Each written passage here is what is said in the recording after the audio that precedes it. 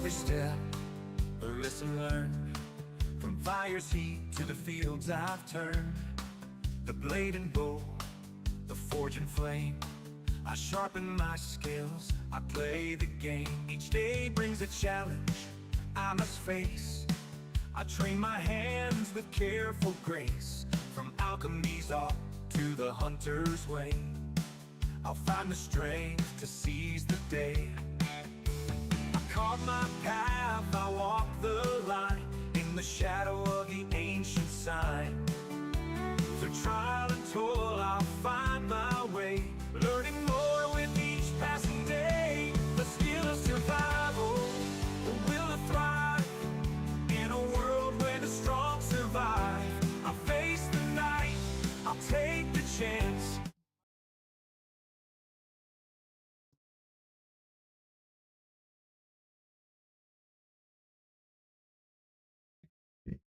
There we go. Trying to figure out where my microphone went to. Man, we're here. We're live. I hope you enjoyed the intro a little bit. That was a Suno AI derived song. I did a little manipulation of lyrics, so it's not completely AI. However, yeah, tonight is going to be interesting because we are mining. So we're going to be talking about other things as for mining. Again, November 5th, we're going to have a really nice, I believe a really nice, look into my food. A really nice update, November 5th. We will probably come into live because we're going to have to search, seek, and find a good place for a house. The house I currently built is no more, as they will be putting finishing touches, or at least different touches on the land. They are making the land a little less mountainous, meaning a lot less of the land is going to be, from what they're telling, is going to be as steep as you see it here. So you might still have canyons, absolutely. But there's a lot of places that we just can't go. We're forced to go a long way around to get to a certain point. But, you know, I'm okay with that right now. And we have a glitch still on this thing. See that? The trees keep going in and out. And it's not my computer. Oh, we got to go this way. We're mining. Mining is mining. All right, let's see what we can come up with a topic. Let's see.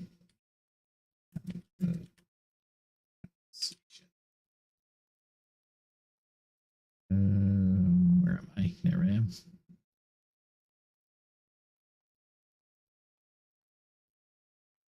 It's rattling off renewable energy and the future of some quantum computing information, space exploration, search for extraterrestrial life, innovations. Got a lot of things to talk about. I think yesterday we spent a lot of time about talk about culture, and I think that's important because none of these will benefit us, because we won't get there if warring with each other. I use warring, battling each other. We're making each other crazy with cultural aspects. And honestly, if we continue to do that, and we're looking at different things to talk, well, we keep making it so we don't have a clear path forward. I started warning way too late. Crap. Yeah, he's going to get me a few times.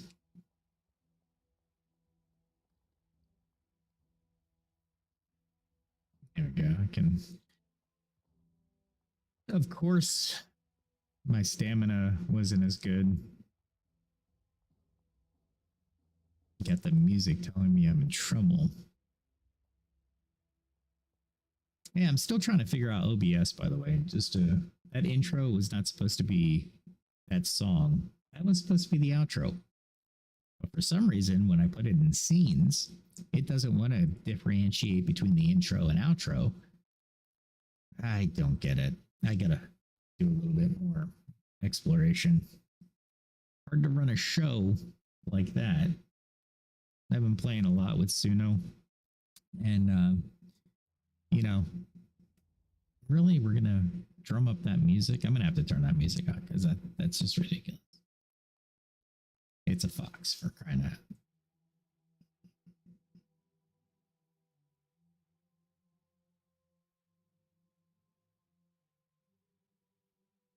I just realized something interesting. Let me continue doing what I'm doing. Ow, I was in the middle. Okay, that's fine. All right, let's see. Yeah, like I was saying, I mean, the future of space exploration is going to be determined by our unified culture, meaning all of us agree, like, hey, this is a good place to spend money, or free up the private sector to actually go through and do a lot of this, right? So I believe in privatizing space exploration. I don't think NASA is moving near fast enough. Not like it was in the 60s and 70s. I think the moon shot is 2 years from now. 2 years? I just can't agree with that timeline. I mean, why 2 years? Because we want to make sure that there's 0% chance that anybody will die. Let's go into that, by the way. Let's deviate a little bit and talk about actual safety requirements to anything. We believe that we have to have everything so safe that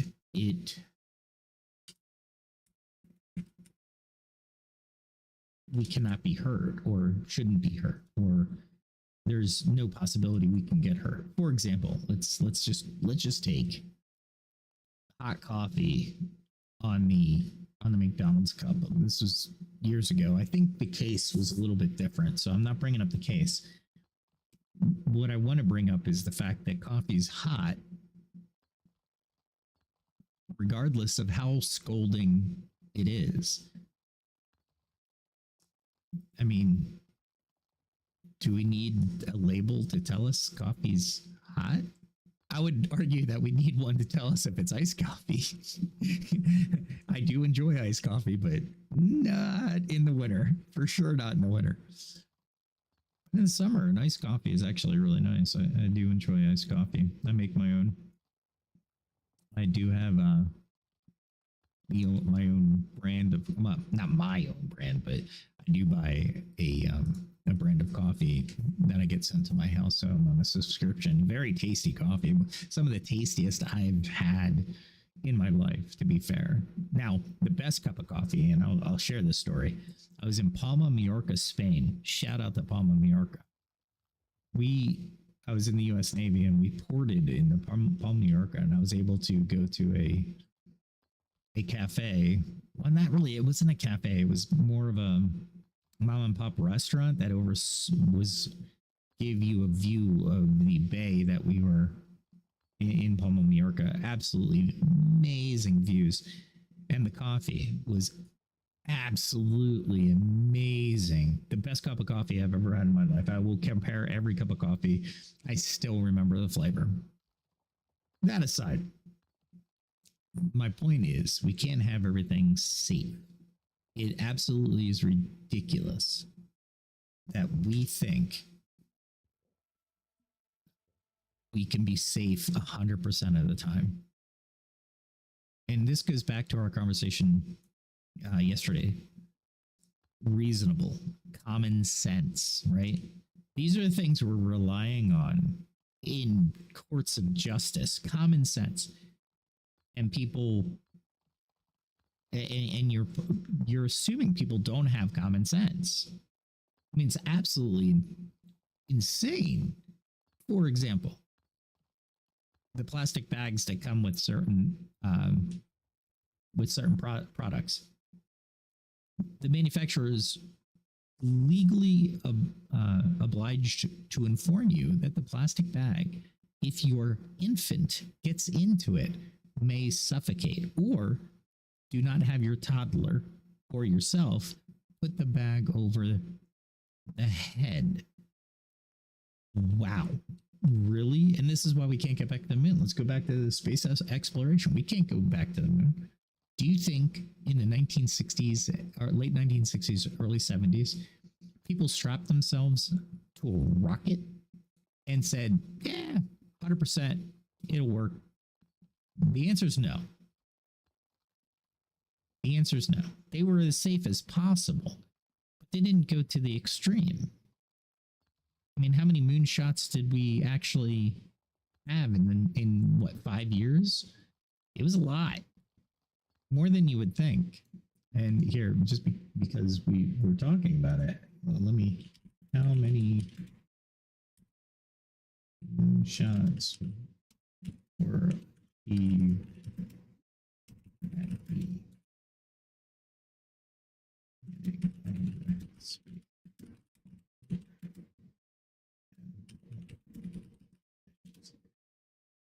Let's do it. I'm asking ChatGPT because it's easier than going on the internets.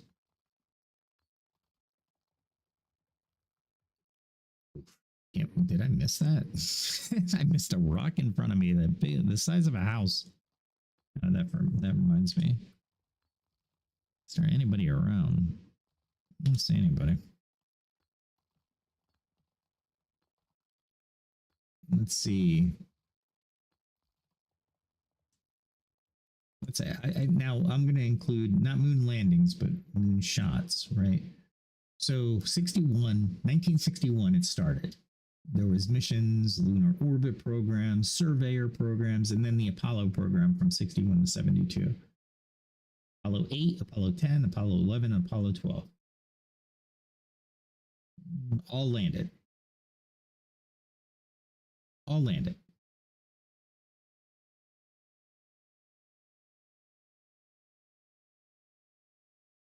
Successful was Apollo 11, I think. Yeah. So Apollo 8, we orbited. Apollo 10 was the full dress rehearsal. We got orbiting within 9 miles. And then Apollo 11 was the one where we actually landed. And then Apollo 12 was the second landing. So from 1961 to 72, we landed at a minimum twice. I can think of a couple missions because I think we went up to, I think the Apollo missions, there was 15 Apollo missions. Not all landed on the moon. And I think Apollo 13 was the one mission it's the most famous because we made it to the moon. We slungshot around the moon. We came back and there was all kinds of problems, right?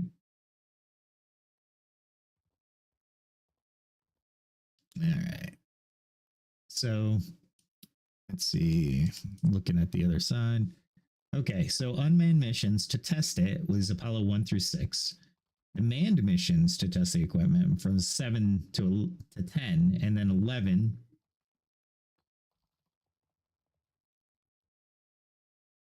Now, many people probably don't know this. From Apollo 11 to Apollo 17 were all the moon landing missions. So 1969, Apollo 11. So we did 2 moonshots in 1969. 11 and 12, both successful landings. Apollo 13, that was the in-flight emergency. Never landed, but it made it to the moon. That was 1970. 71, we went back in Apollo 14 for a successful moon landing. And Apollo 15 and 71. So we did 2 more in 71 in the same year. First mission to the lunar used a lunar roving vehicle. I didn't know that. Apollo 15. Apollo 16 was 1972. Apollo 17 was 1972. So by 1969 to 72, we landed 1, 2, 3, 4, 5, 6 times in what is that? 2, 3 years? No, 4 years. 69, 70, 71, 72. Yeah, 3 years. And now, with all that knowledge, we're trying to go back to the moon. We did our orbiting. We actually, it's more impressive than you think. In recent years, we actually went beyond the moon, did a couple things, came back to the moon, and then came back to Earth. That was unmanned.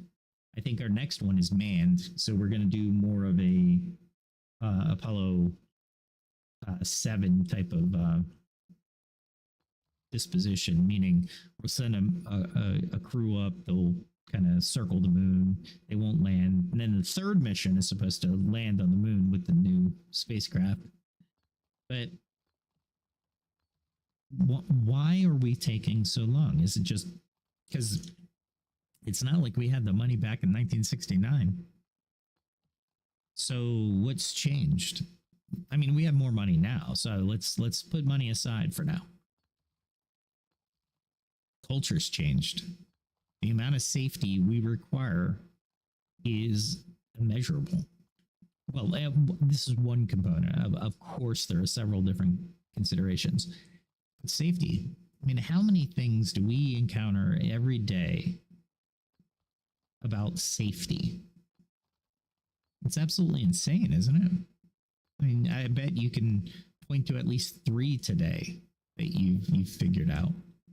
Now, training is different than safety, right? So let's say you're in a high risk environment in a factory, for example. Training people, yes, 100%. Get people to know their environment. Absolutely. But to say to a manufacturer, increase your costs because we feel people are stupid and they could get hurt, and you'll be liable for it. Okay. All right. Now again, let's level the playing field. There are some industries that, safety mechanisms absolutely need to be adhered to. That's not what I'm saying, though. So in the comments, if you think that's what I'm saying, I want you to pause for a moment and listen to the conversation, because that's not what I'm saying. I believe safety first is the wrong mantra. Safety should be considered. Top 3, maybe top 5, maybe. I think Mike Rowe actually said safety should be, safety third, because there's more important things that we should consider when we're considering jobs, right? I mean, it's absolutely insane, some of the things that we consider unsafe. I work mostly in an office environment, and the considerations for safe stuff is interesting, to say the least. Of course, I listen to them. I mean, that's fine. Does it take me longer to do things? Yeah, it does. Absolutely, it does.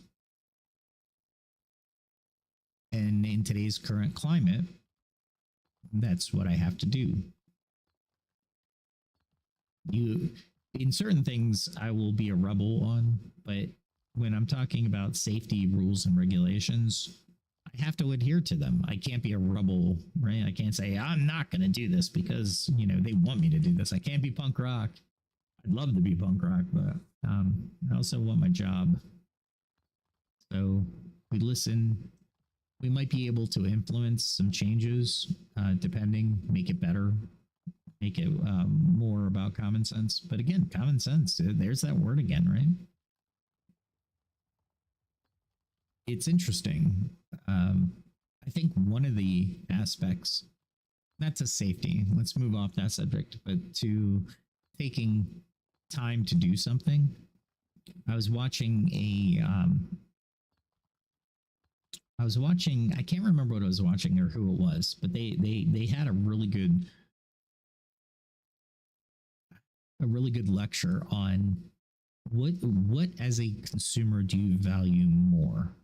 Meaning, if you went to somebody and said, "Hey, code me this program," and the company that you went to said, "Okay, we'll charge you $50,000," and then you create requirements as you would in a project management situation.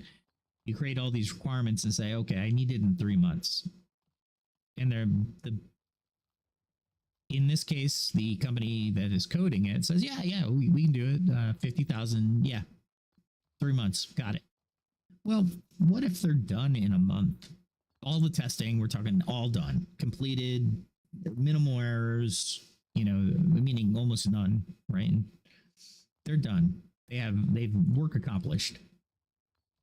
So the 50,000, do you still pay that? Right? Because they finished early. You said you need it in 3 months, but they finished early. The contract said 3 months. So do you have them do extra work, which they did not quote you? Right? So think about these things. I always think about these things. I think on the triangle, there's quality, there's time, and there's cost, right? It's like a little triangle that we use in project management.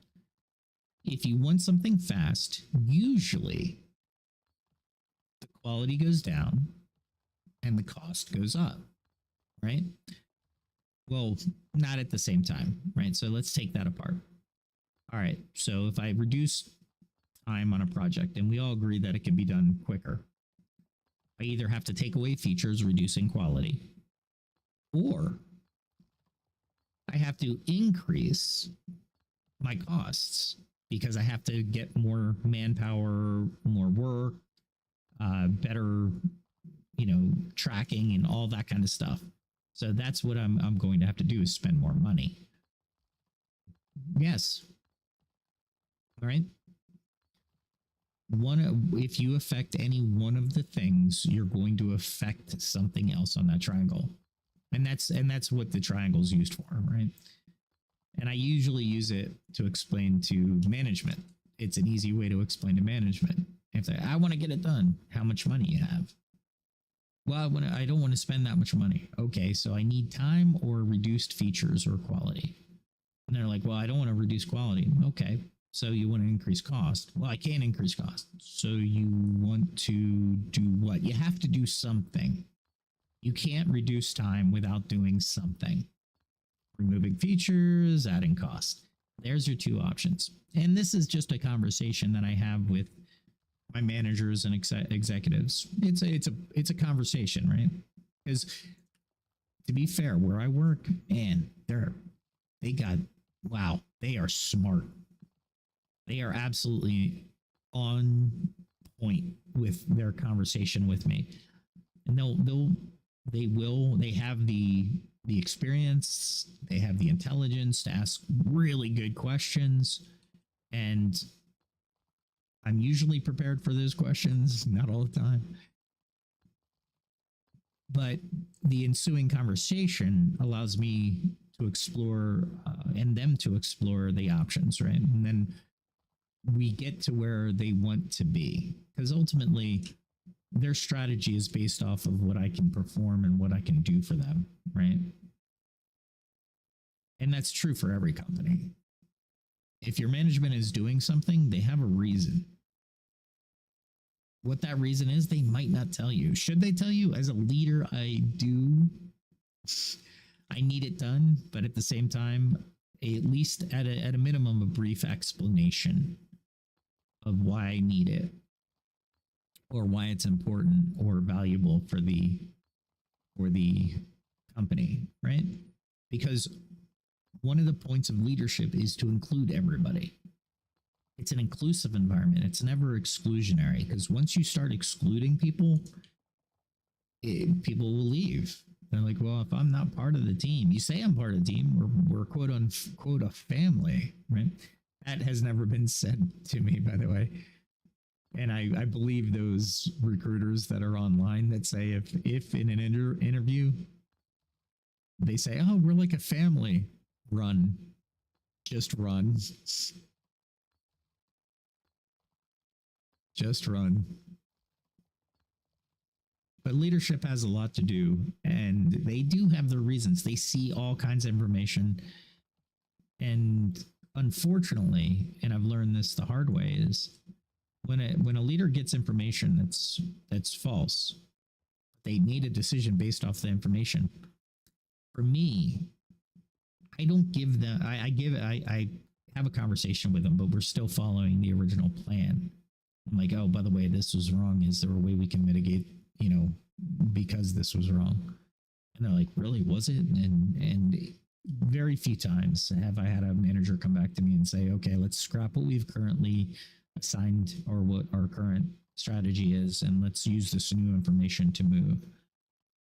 And I say that very few times because the new information usually isn't enough to move or justify a move in the strategy.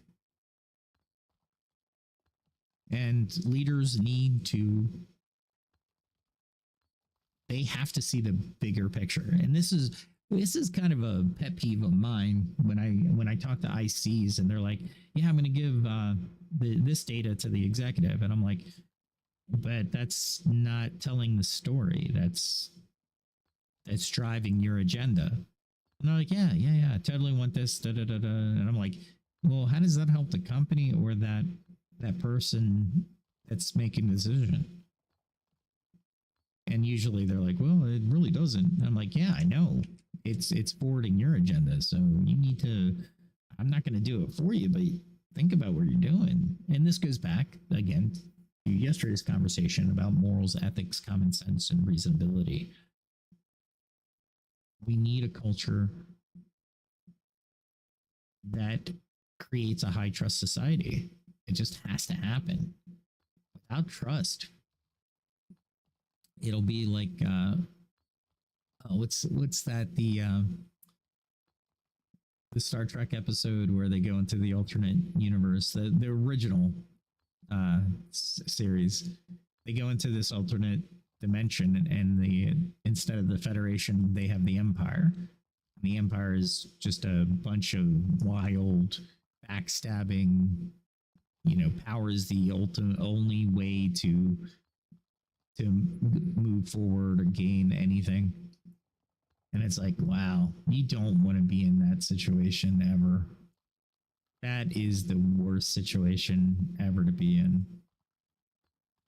I usually explain it to people that I talk to and say, okay, remove the police from your city. What do you have? Remove the law. Not only the police, but the law. Make it where people are the law, meaning we take care of ourselves. And you'll find many, many people will not trust anybody else. And they will move in ways that make their survival and their comfort paramount. This is without a moral compass, right? Disney actually had a moral compass back in I want to say the 40s. God, it's been a long time. I haven't been alive since then, but Jiminy Cricket is what I remember. He was always seemingly the conscious of the main character, right? So the conscience of people with morals, you prevent a lot of different things, right? You prevent many, many, many just hard outcomes. And if you think about it,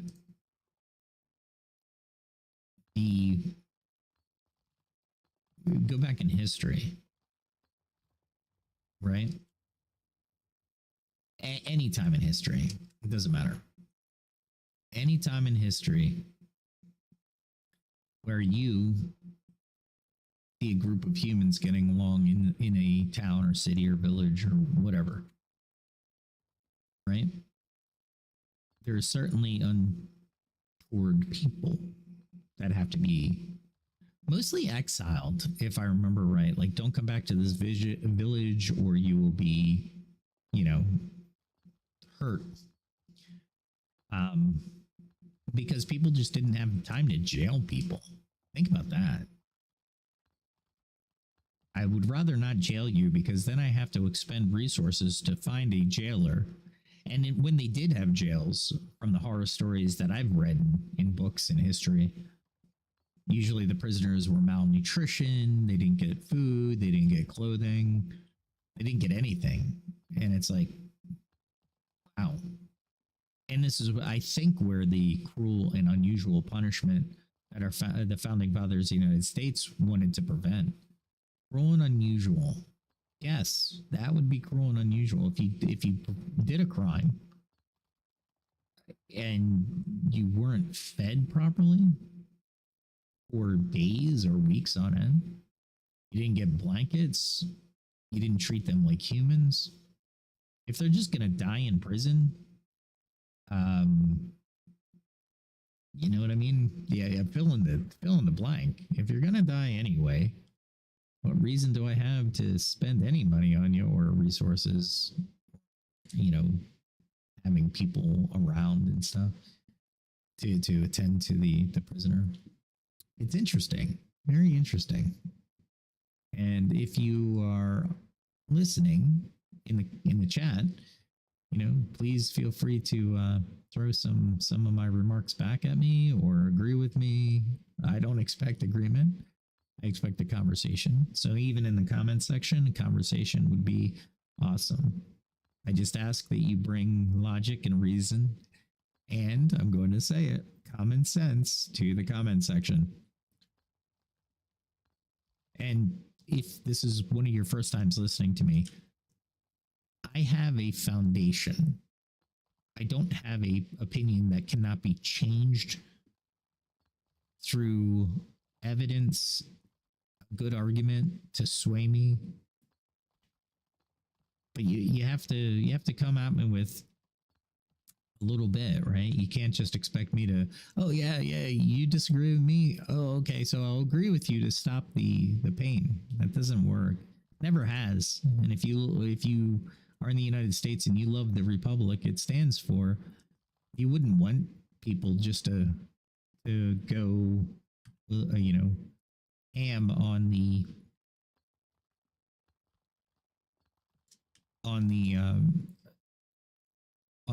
anybody and expect everybody just to fall in line. I mean, what good does that do anybody?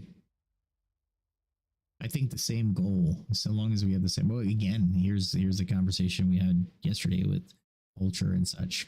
Culture's so important. I do not know what maybe it's going to that forest, maybe. I don't know. I think that's spooky forest when it appears. Something going on. Yeah, let me send some feedback.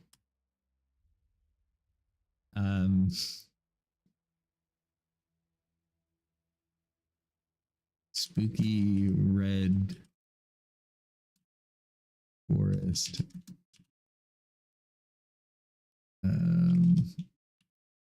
Appears and disappears. And then I'll put the topic as environment. The forests seem to remove trees the forests seem to blink into and out of existence. That makes me feel good. But yeah, anyway. This is a part of the earlier release. I take it pretty seriously because I code, right? and they just made a change. So we're on 123.634 build. And when they made the change, these things started to happen. So as a coder myself, if they're manipulating something in the background that shares a function or something like that, they need to take a look at that interaction. It might be a server issue as well. But if they don't know about it, odds are they're just not going to be able to fix it, and it takes you out of the immersion of the game. So like, nah, gotta do it. I have to.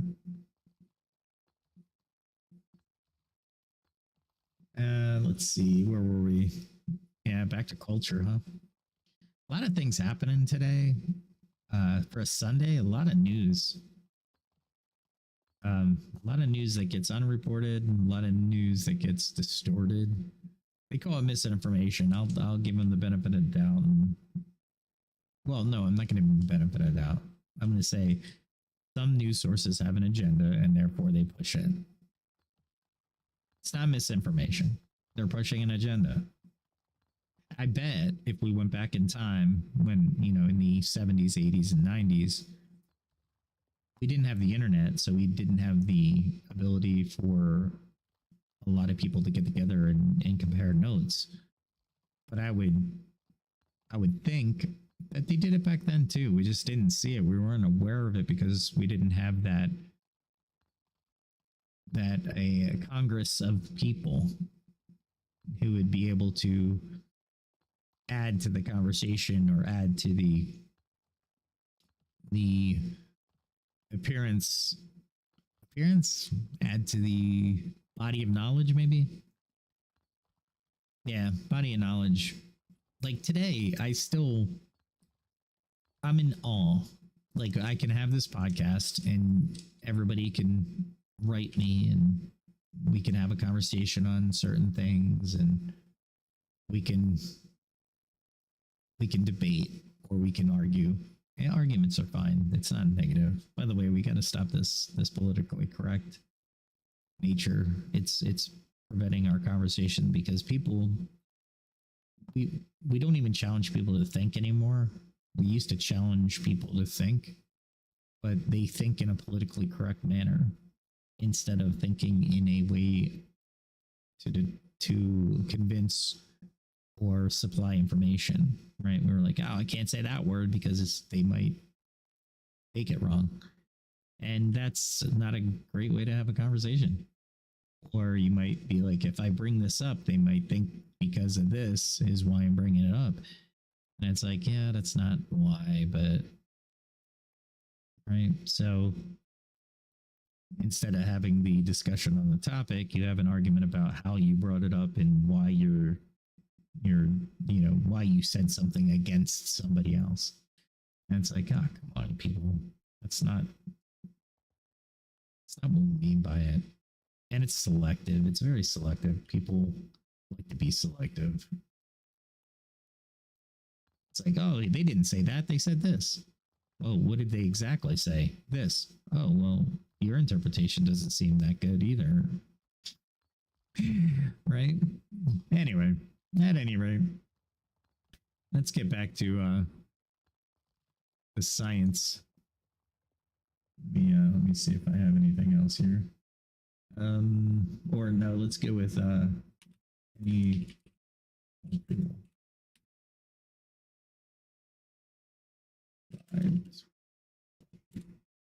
Let's see what ChatGPT thinks a cultural topic is.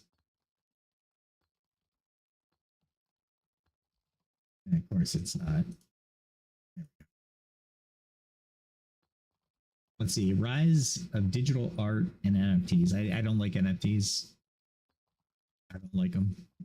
Not from what I know about them. I got to do more research. To be fair, I'm very top level on this. From my perspective, and it's probably not complete, is that an NFT is basically a blockchain that identifies a piece of art and can go up in, or a digital art, and it can go up or down in value.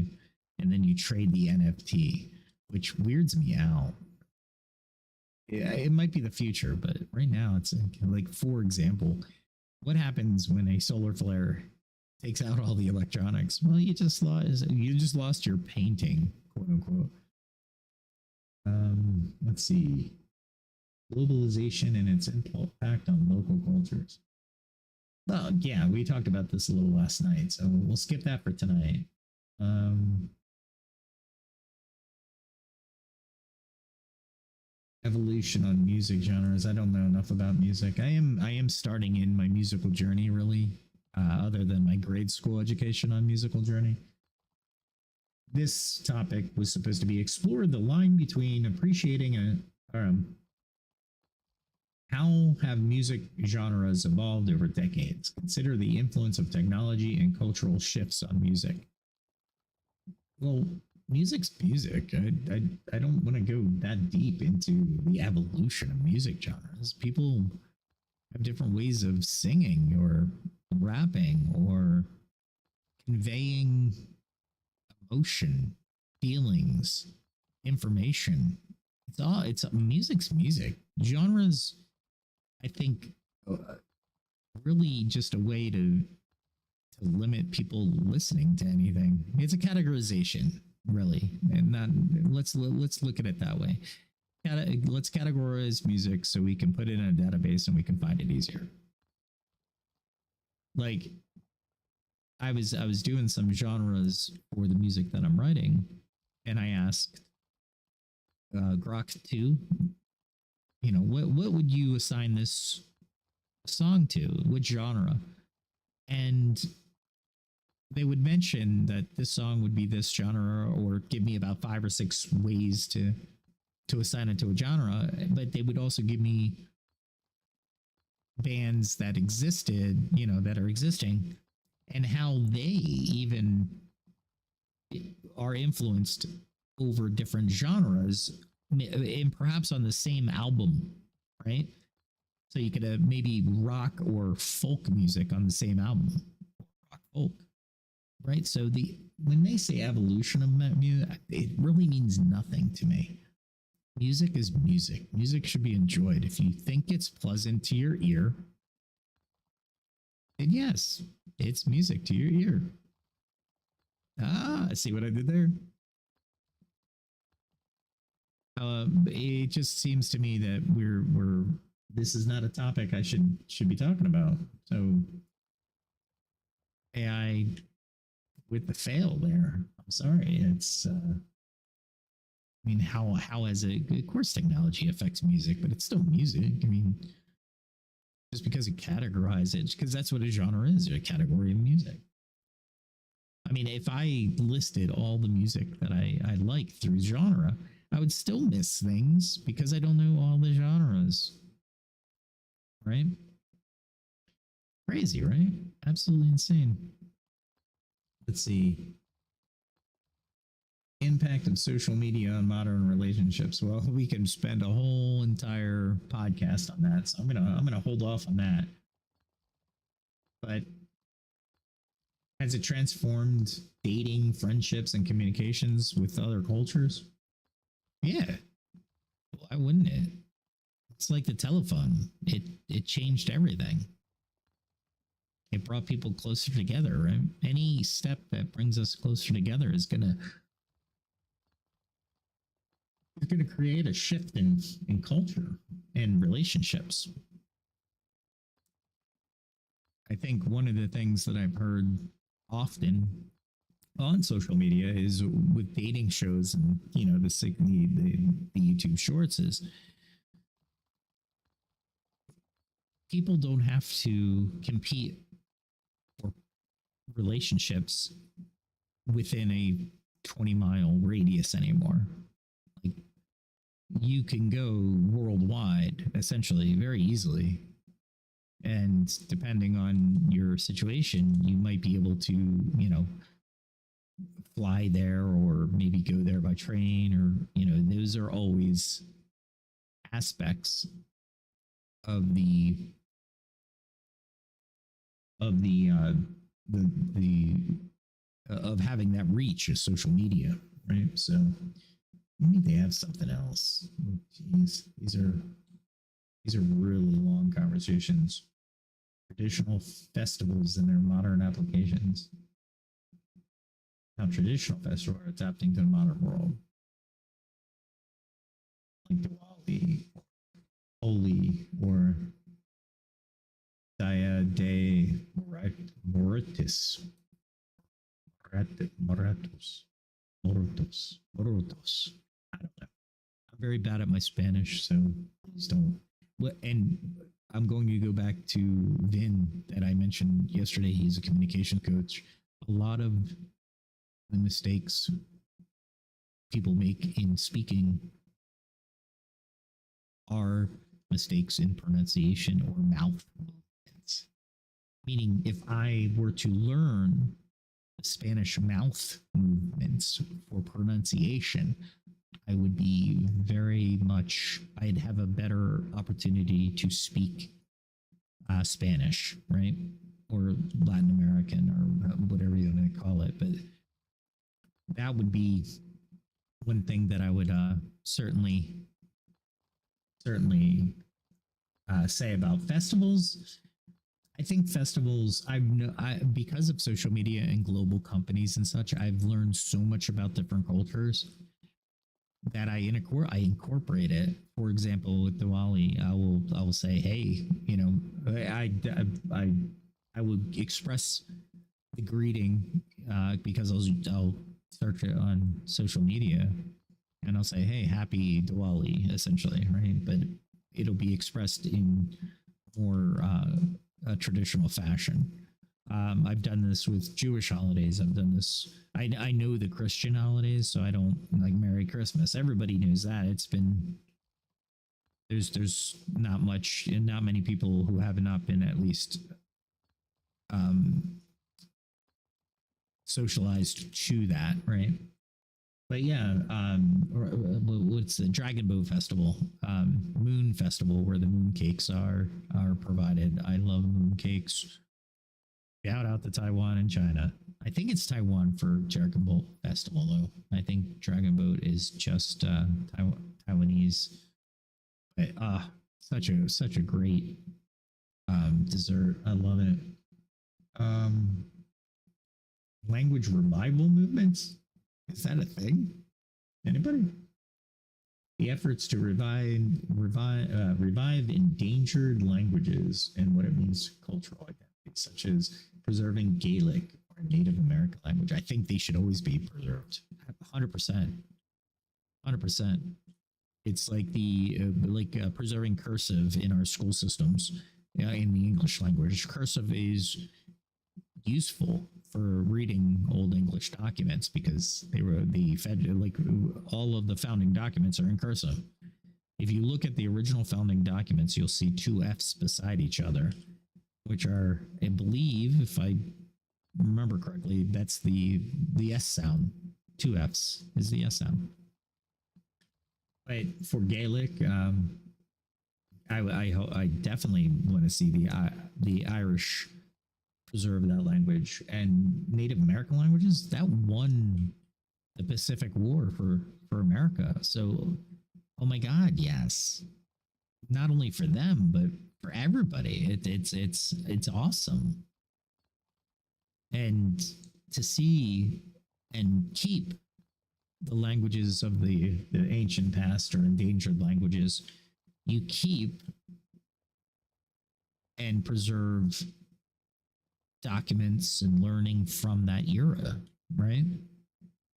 Latin's another one. Latin's not dead, but it's dying for sure. Let's see what else is going on. Food as a cultural bridge. Heck yeah, man. I'm hungry. I'm fasting today, so this topic has really made me it's really caught my eye. So, cultural bridge in food. Oh my God, I love food. I'm sure everybody loves a good meal, right? You eat to survive for sure, and you eat healthy to survive, right? but there's just certain things that you have to indulge in. Like French pastries, made in France. I had the opportunity to port in Cannes, France, and oh my god, just absolutely phenomenal pastries. I mean, I know it sounds cliche, but it's just like it's so true. It's absolutely insane. Other countries have great pastries as well, and desserts. And please, let's not play the game where, oh, you're excluding all these. No, no, no. I'm just not mentioning them. If I mentioned them, we'd have a podcast of me just listing stuff. People would come into the middle of the podcast, and I'd be like, what's a good one? Croissants, something to that effect, right? Croissants or strawberries or something. And people were like, what is this? And then I just name the next one, cannolis. It wouldn't be a podcast. It'd just be me listing stuff, trying to include everything I like. One thing I have noticed is American sweets are really, really sweet. I'm not even joking. Compared to the rest of the world, you think about it. Well, actually, no. Let me say it a different way. Go travel. If you've traveled, you know exactly what I'm saying. But if you haven't traveled, go to Japan, go to Taiwan, go to China, go to France, go to England. All these countries have different levels of sugar in their desserts, and just the amazing food that you get. I went to Thailand. Oh, Thailand! What great food! I love Thai food. Absolutely insane. So, as a cultural bridge, yeah, I think everybody can justify saying, yeah, let's learn or go out and have. I visited a few cities in the United States, more than a few, probably all the major cities by now. However, what I'm getting at is like New York City. If you think about what cultural food you want, you can find the ethnicity of the food. 100% in a mom and pop. Same with Philadelphia, same with San Antonio, same with Portland, Oregon. You go to these towns and you can find whatever cultural, and it's made by immigrants that came to the United States, and they said, you know what, I'm going to build a future here, so I'm going to do what I know best. I knew there's this place in Houston that one of my friends, at the time he was from Guatemala, or I'm sorry, El Salvador. I joked with him about. Anyway, he's from El Salvador, and we went for, I want to say, Papuch, or something that. But they were fantastic. We went to this mom and pop. They were immigrants to the United States, and they made these just absolutely phenomenal food. And I ate way too much. That's how good it was. It was just absolutely phenomenal. Papoose, I want to say.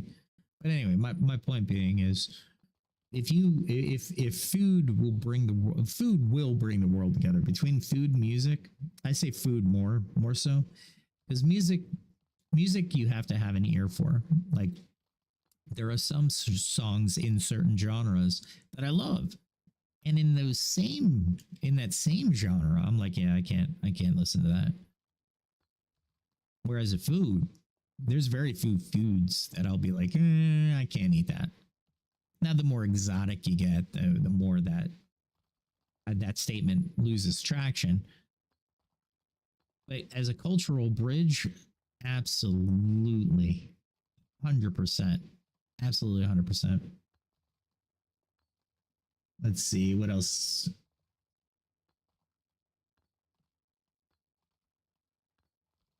Minimalism versus consumer culture.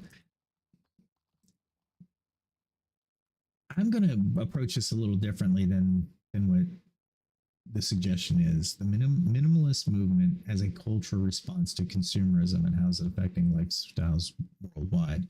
Well, let's remove minimalism and just go with consumer culture.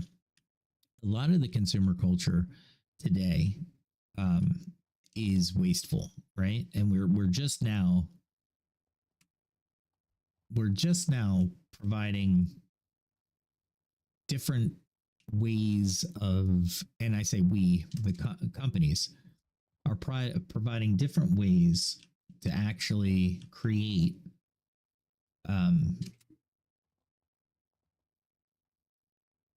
to how should I say it? Let me think about it.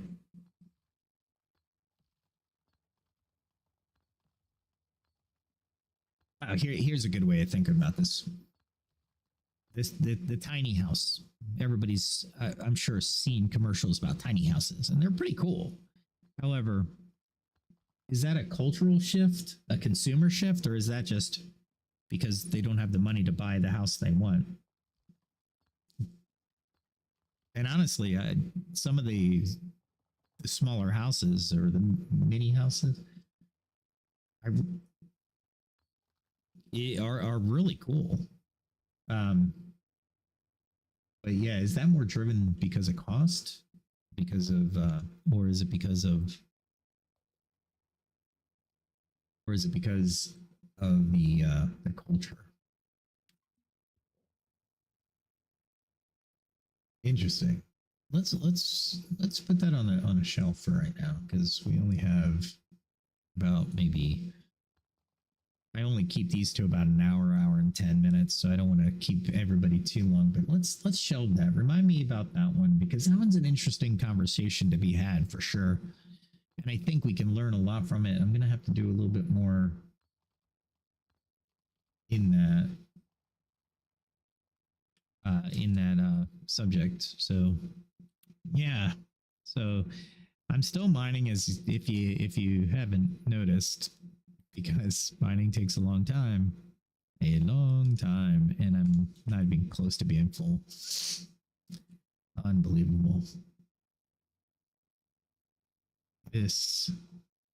I'm almost through my second pickaxe. I'm very shocked, and I'm almost through my second pickaxe, and I have what, 7 slots left. Might have to go around in another time. All right, let's see. Let's go with a couple. Oh, here's a good one. Impact of streaming services on cinema. I wouldn't ask it that way. I'd say the entertainment industry is moving from established studios to hundreds or thousands of independent studios. Cinemas, I think, will play a part in that, because going out to the cinema or movie theaters is fun. It's a good time. And side note, for the men out there, if you want to get to know the woman that you've asked out on a date, don't do movies on the first date. You want to get to know them, and you have to be quiet in a movie theater. So just FYI. But let's go back to the topic. Cinema is, I think it's still valuable. Heck, I think drive-ins are an experience everybody should have, especially with today's technology, where you can pump the audio through your stereo in your car. So the better the stereo in the car, which most stereos in cars are pretty good, they're not 10,000 watt systems like at a movie theater or IMAX. And that's where you gain the experience of cinema. However, between streaming services, big studios, and independents, I think a lot of people come to YouTube and watch channels like Dust, independent studio. They do their own, they're trying to make it, or in my opinion, they've made it, but they're trying to make money, right? But they make really good shorts, or if anybody does a long movie and they put it on YouTube, I think that's where the industry is going. The independence. Take, for instance, my musical talent. It's zero. However, I know what I like to hear, and I can craft some type of rhyme, right? So when I ask the computer to do something, and the computer actually produces a song based off of that something I asked it to do, it's pretty awesome. I think in 5 years you'll be actually able to craft an AI movie or a series just by the prompts. On demand storytelling. The studios might go away, but I shouldn't say go away. They'll be very much reduced. So will the independent. The independent will also be will be reduced. Netflix will be reduced, or Netflix will invest in AI and create a show through AI, and they'll be exclusive to Netflix, etc., or whatever streaming service that you insert streaming service here, right? So think about those as well. I mean, everything transforms, especially with technology. It just doesn't go away, though. A lot of people are like, well, automation's going to kill factory jobs. Certain factory jobs, yeah, but it'll make the business more profitable. It'll give jobs to people that not in that particular position, but it'll give jobs to people, right? So I'm not so sure we have to hang on to jobs just because somebody's in that position.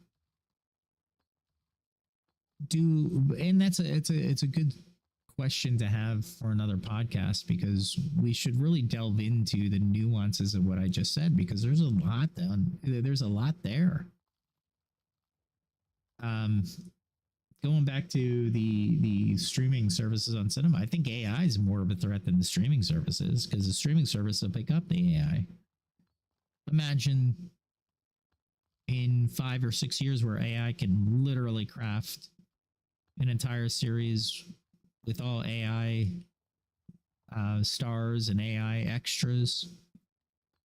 That's amazing, right? It's going to be fun. Will we, people who are artists will still have their place, though. You're not going to get, not at least in 5 years, you're not going to get an artist's intuition or a director's intuition or an actor's or actress's way of thinking about a scene or portraying something in a certain way that is Oscar or Tony material, right? So in those aspects, I think that will be very much in play. Let's think about this. Centuries ago, where did people get their art? And let's just, for the sake of conversation, say art was derived by people who recognize talent, patrons who recognize talent in an artist and paid for them to become great, right? For the most part. I'm not saying everybody. But if you think about art as it is, especially artists back in the day, let's take a painter back in the 15th, 16th century. They had to make all their paints. They had to make all their brushes. They had to, make their canvas. They had to do all the things themselves. Well, what does an artist have to do today? Well, they go down to the corner store, they pick up a canvas, they pick up the paint, they pick up the brushes they want, and they just do their art. Technology made that happen. Should we say no to the technology that created the mass-produced canvas or the mass-produced brush? No. Why would we? Absolutely makes no sense. So my argument, and it could be swayed, is if we take that as, at least as a generality, what's to stop AI from doing maintaining the same path? As a matter of fact, I would argue in a way, in a sense, the mass production created jobs for those the artists who wanted to do that in their hobby, or professional artists had to create manufacturing jobs, which may have been occupied by people who were not artists, right? Absolutely incredible, right? Think about it in those terms. Think about the jobs that are going to occur, that are going to be created by the new technology. That's how they go. Like AI, we're going to have companies, electronics companies, get engineers, electrical engineers, mechanical engineers. We're going to need marketing. We're going to need sales. We're going to need project managers. We're going to need all this, all these positions in order to fashion or craft the hardware in order for the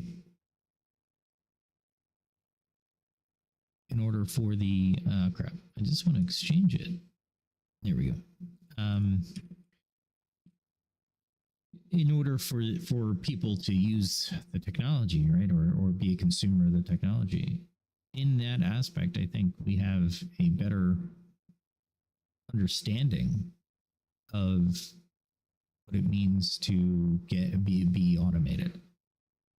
For example, I think in news, and again, I have no opinion one way or the other here, just a statement of fact, is the longshoremen, the union was like, we do not want automation because we'll lose our jobs.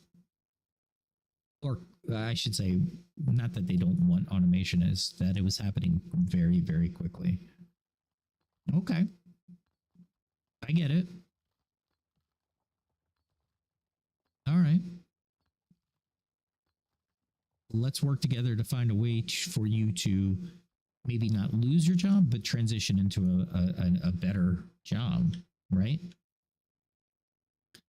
Let me see if I have all 20s. Good. And then we can play that.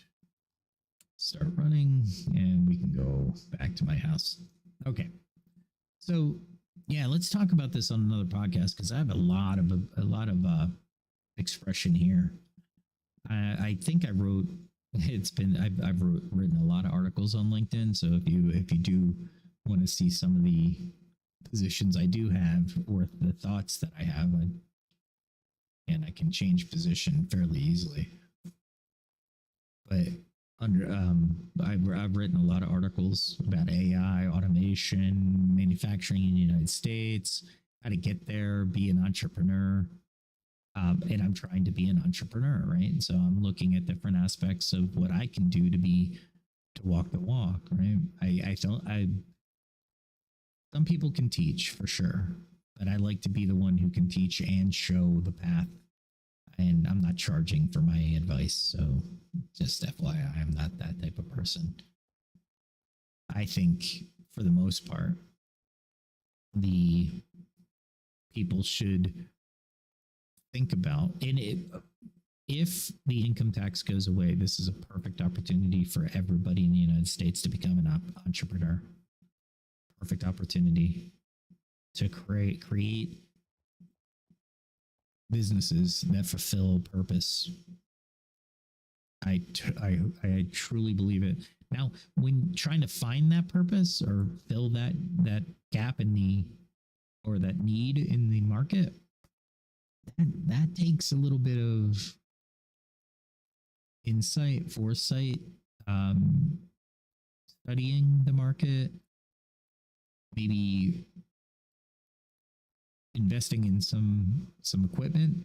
Like in the way I want to do this is I want to craft or create an industry, or not an industry. I'm not creating an industry. I want to create every time I think they got I think they got wise to my sprinting through the instance. That's funny. Either that or it goes back to the bug with the trees. Either that might be it too. So yeah, I really think that people should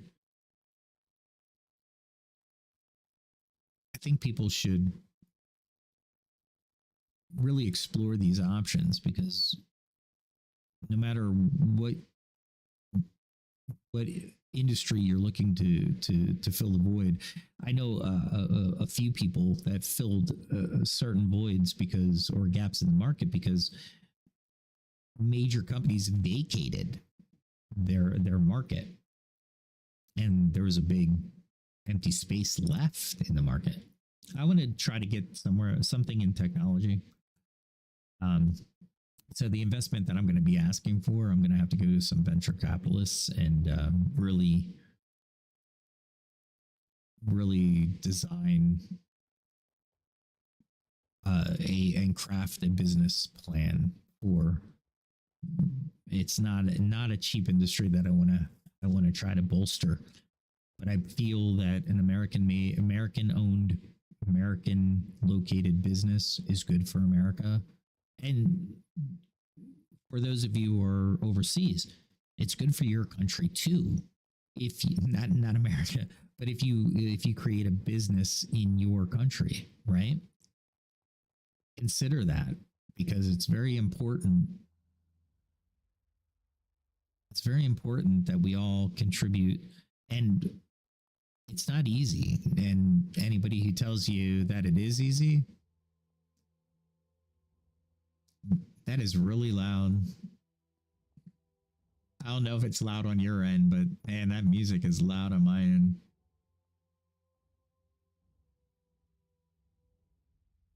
I don't see any desktop audio. Have I been remiss? There we go. Maybe it was just very low for you, which was a blessing in disguise. So I highly advise, and if you do comment in my comment section and are asking, I would rather you DM me on X. I still have the same account, so it's at Daniel Calciano 1 on X. DM me the idea. I'm not going to take it, but don't DM me the idea for legal purposes. But if you have some questions you'd want me to bounce back and forth with, I'm more than happy to do that. So remember, if you like the content, hit that like button. If you love it so much that you want to hear it all the time and you just play these things 24/7, let's hit that subscribe button. And as of today, since I have like one subscriber, if you have any comments, put them in the comments section. They will help the algorithm, and it'll allow more people to see my content, whether they enjoy this type of content. If they enjoy it, great. You are at the right place. If you don't, I'm sorry. This is all I got for right now. But I will be starting a music channel on YouTube with the AI crafted music. So I'm going to miss this house. Look at that. And just so I have this for future posterity, I'll take you through a quick tour before we log off. So we go through the second floor. We can get up to this third floor, which I have this, I call it the waterfall stairs. So on the second floor, I have a balcony overlooking the kitchen and the first floor. I hadn't finished that. It's a shame. That's all right, though. I'll make it better in the next one. But on the third floor, I have my bedroom, which I thought was really good, really cool. And I still need to learn to craft the bed better. That's just a scaffolding right now. That wouldn't be there if I'm still doing. And then I crafted this staircase to go up to this balcony, which overlooks the city or the town. It is a really cool, absolutely cool view. I'm going to miss it. I'm going to look for something that gives me the access because I'm really close to the town, but I'm not in the town. I don't want to be in the town. I want to be as far away from the town as possible so I can do stuff. But with that, remember X, remember to comment, remember to subscribe. And if don't put anything public, legally speaking, if you're going to ask me about a business, more than likely I'm not going to, no, I'm sorry. I'm not going to take it. I have to say that. I'm not going to take it. However, please don't. But if you have business questions, I'll be more than happy to be your bounding board and give you different ways of looking at different ideas. And that way you can truly flesh out your idea and maybe at a different perspective. Or from my perspective, it became, it was a little bit, hopefully it helps you. That's what that's the short of it. Wow. I am absolutely, there we go. I'm just stowing some stuff. Wow. I don't have a lot of this. Let's see if I have some, oh my gosh. I'm just hitting all the wrong areas. Let me do this while we're doing this, and then I'll let everybody go. There we go. Pure iron ore gives me steel. Oh boy, I forgot. It also takes a lot of coal. Lots of coal.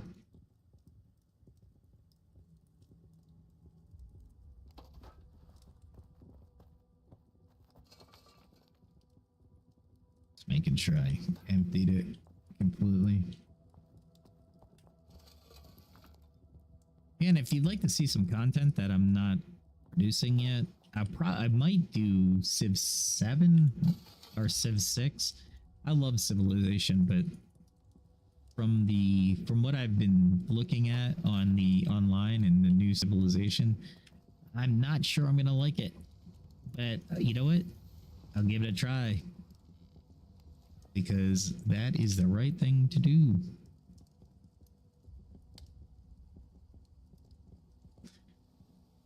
See if I can. I don't think I can. I don't think I'll have enough. Yeah, it's all about the charcoal. That's all right.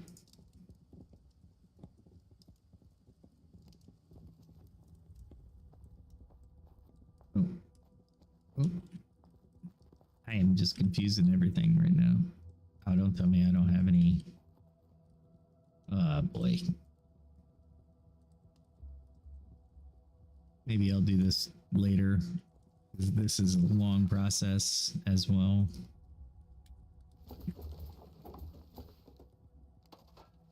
At least I'll have some coal being built. All right. I'll do this at another game. But I have to go get firewood now. Can you imagine if you jumped from these heights? Like as a normal human? I'd be like, call the ambulance. I'm not gonna make it.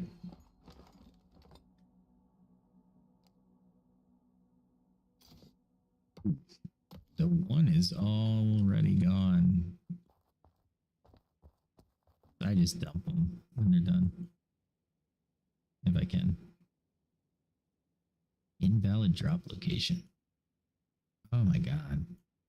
There. Happy. I think it's because I'm throwing it. There it goes. Alright, that's fine. I can make them on a whim, so I'm not too worried about it. If it was a stainless steel pickaxe, then I'd be kind of upset. Alright. right, we'll go up here. So I'm reminded to get more firewood. There we go.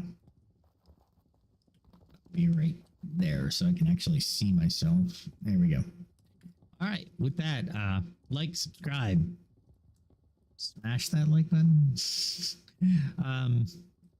Comment.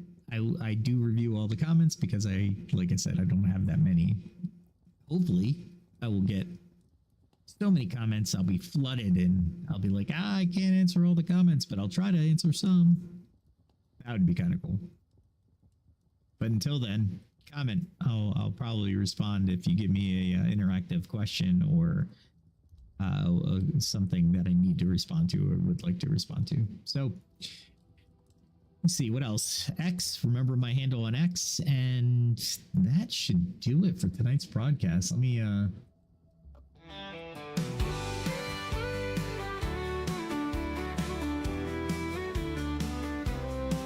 With every step, a lesson learned. From fire's heat to the fields I've turned. The blade and bow, the forge and flame. I sharpen my skills, I play the game. Each day brings a challenge I must face. I train my hands with careful grace. From alchemy's art to the hunter's way, I'll find the strength to seize the day. I carve my path, I walk the line, in the shadow of the ancient sign. Through trial and toil I'll find my way, learning more with each passing day. The skill of survival, the will to thrive, in a world where the strong survive. I face the night, I'll take the chance. I'm ready to fight, to learn to dance. For every strike and every fall, I'm building my strength, I'm standing tall. In the heart of the wild and the calm of the night, I gather